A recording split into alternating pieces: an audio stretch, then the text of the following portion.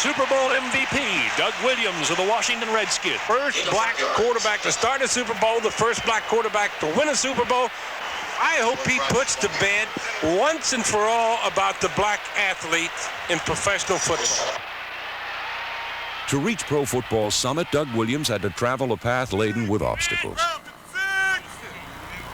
His valiant journey began in 1978 when the Tampa Bay rookie impressed head coach John McKay with his arm strength and the strength of his character. Of course, I've been a Williams fan all along. I've had to listen to a lot of nonsense. And he realizes where he's going in life. He's not a guy who has 2 or 3 Mercedes, has a big hat, 74 girlfriends. He is intelligent. He knows what he wants to do later on in life, and I admire him for it. Relax, Dougie. You did a good job. There was nothing you could do. Nothing you could do. He was all right. Yeah, he just took it too far in, that's all. The young quarterback helped put an ailing expansion franchise on the road to recovery. But that road often seemed like a collision course.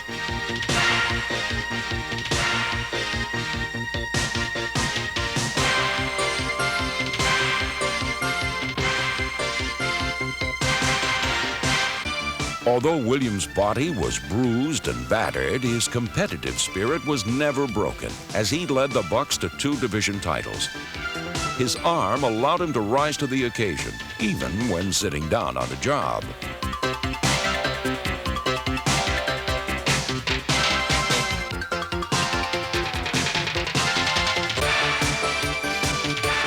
But for Williams, the horizon that held a bright future was soon obscured by storm clouds of controversy.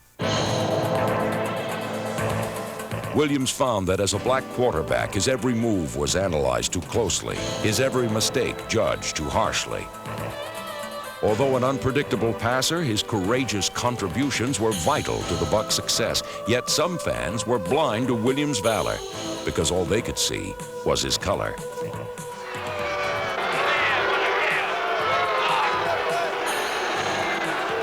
A lot of people just not ready to accept the fact that a black quarterback is playing in the National Football League. And, you know, it's nothing that you could do anything about, I could do anything about. It's just that a lot of people just not ready to accept it.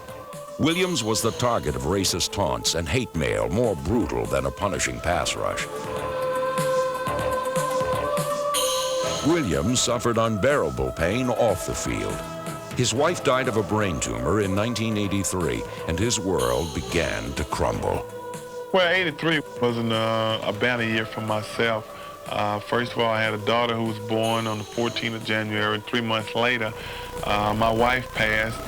And from there, you know, it was a rocky road because I went through contract negotiation with Tampa Bay, and everything broke down. And that particular point of my life, you know, football really didn't matter to me whether or not I played or not.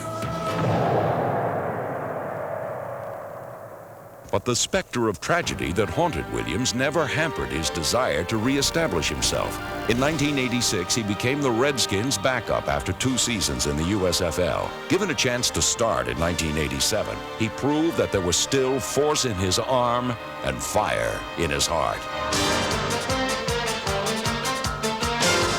During the Redskins' quest for an NFC East title and throughout postseason play, Williams was the offensive catalyst that Washington needed. I've always been ready to play. I never considered myself as a backup. From an emotional standpoint, I was elated to get the opportunity to play. He is Moses. He's going to guide us to the promised land, Super Bowl XXII. Yeah. Back is Doug Williams, sets up, blitz, throws it in a hurry. Didier at the 4, touchdown, Washington Redskins. Back is Doug Williams, sets up, plenty of time, going deep over the middle, got Kelvin Bryant, the 10, the 5, touchdown, Washington Redskins. What a great pass by Doug Williams. Whoa, did he do it all? Motion by Didier. Back is Williams, looking right. Fires it into the end zone. Touchdown, Washington Redskins. Undaunted by the ravages of time, Williams stood on the brink of his finest hour. I think for me, going to the Super Bowl and getting the opportunity to play is some of the dream that Martin Luther King is talking about. Not so much black and white, but the fact as an individual, as a person, and no matter who you are, what color you are, just get that same opportunity that everybody else gets.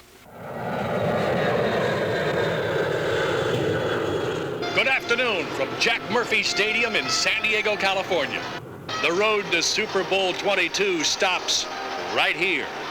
This afternoon, we're going to play the biggest football game in the history of Western civilization.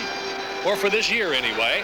The Washington Redskins against the Denver Broncos. On pro football's biggest stage, Williams endured a harrowing first act. During a frustration-plagued opening period, Washington quickly fell behind 10-0.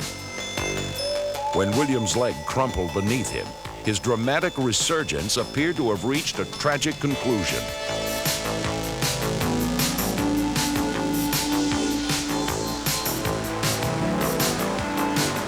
But Doug Williams had overcome greater tragedies than this. He had always persevered despite physical and personal pain. In the past, cruel twists of fate could not defeat him. Now, it would take more than a twisted knee to keep him from the date with destiny he so richly earned. After sitting out 2 plays, he turned in a record-setting performance that was swift, stunning, and simply magnificent. 20-yard line, high formation, play action fake. Williams going up top, got Sanders on the fly at midfield. He's gone unless they can catch him. The 30, the 20, the 15, the 10. Touchdown, Washington Redskins. Williams to pass, lobs it up. He's got Clark at the goal line. He's got it. Touchdown, Washington Redskins. He's got Sanders in the clear at the 10. Touchdown.